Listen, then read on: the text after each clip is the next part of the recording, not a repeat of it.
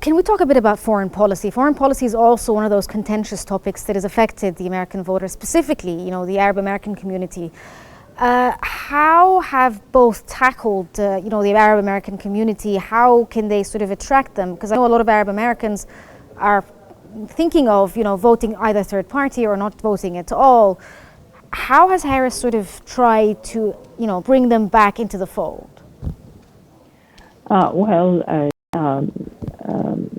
Harris promised within 14 days she's going to try very hard to end the conflicts in the Middle East.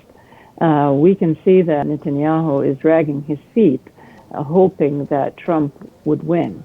We know the relationship between Trump and Netanyahu very well, and we know that Trump always says, do whatever necessary to control or to have to, guarantee security Israel.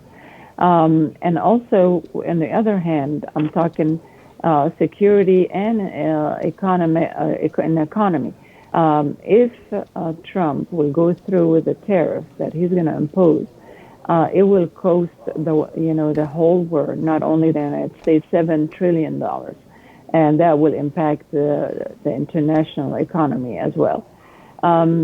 Biden, in the recent days, have threatened that he would stop military aid to Israel unless they open up channels for aid to the people in Gaza.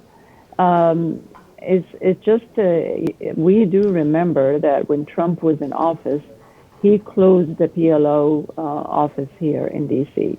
and moved the capital to Jerusalem, which is against international law.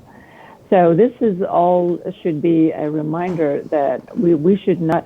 The funny thing is when the Muslim and the Arab people representative met with Trump, the promise that he made that he will try to end the war. I don't know how. He did not say how is he going to give Netanyahu a green light to do whatever he wants, or what's going to happen exactly.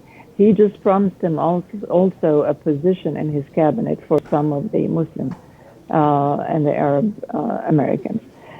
We already know that Harris has already have some Arab Americans and Muslims in her campaign.